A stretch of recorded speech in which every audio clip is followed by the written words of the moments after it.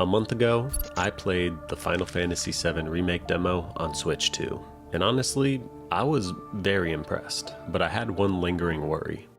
The demo was just the base game, that first chapter, content that was originally designed and released for the PS4 era. My real concern was the Intermission DLC with Yuffie. Remember way back when, Square Enix marketed this specific chunk of the game as next-gen only. It didn't come to PS4. Making me believe it just couldn't run on the older hardware, because along with it they also dropped the PS5 patch. So I was genuinely fearful that this specific section wouldn't look or run as good as the demo did. Well, my copy just arrived, and I finally have some answers. I know I haven't been super active on the channel lately, just dealing with life stuff and honestly feeling a bit disconnected from gaming in general, but this release actually pulled me back in. Probably because the FF7 Remake games are my favorite games of all time, but also because it's such an interesting technical test case. I needed to see if my hesitation about this port was justified, or if I was fearful for nothing.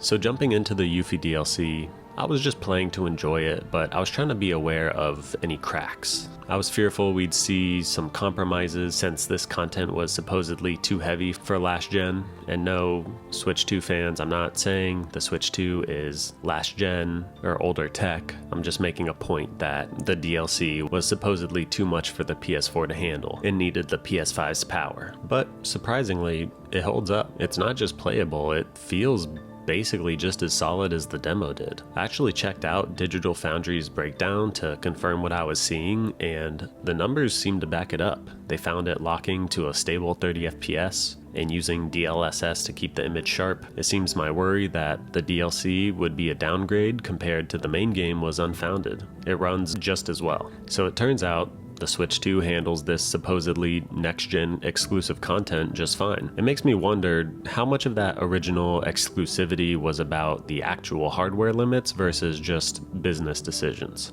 Either way, if you're worried, like I was, that the Intermission DLC would be a mess on portable, you can relax. It's a solid way to play. And I'm actually, one, just excited that more people get to play it. It's currently #1 on the Switch eShop. But also, I'm just thinking that if I was only a Switch owner, so like if I didn't have a PC or PS5 and I didn't get to play the games previously, you get Remake right now. And supposedly Rebirth is coming sometime late in the year 2026. And then I don't know how it's going to be, obviously, but maybe if you're lucky, Part 3, Remember, will be day and date with PS5. And if that happens, you're eating good as a Switch 2 owner. Each one of these games, a year apart, and actually not even a year apart, assuming they drop on the anniversary for Part 3. But yeah, really, I just wanted to get a video out there since it feels like it's been forever. But I'm curious, if you were on the fence, does this change your mind about picking it up?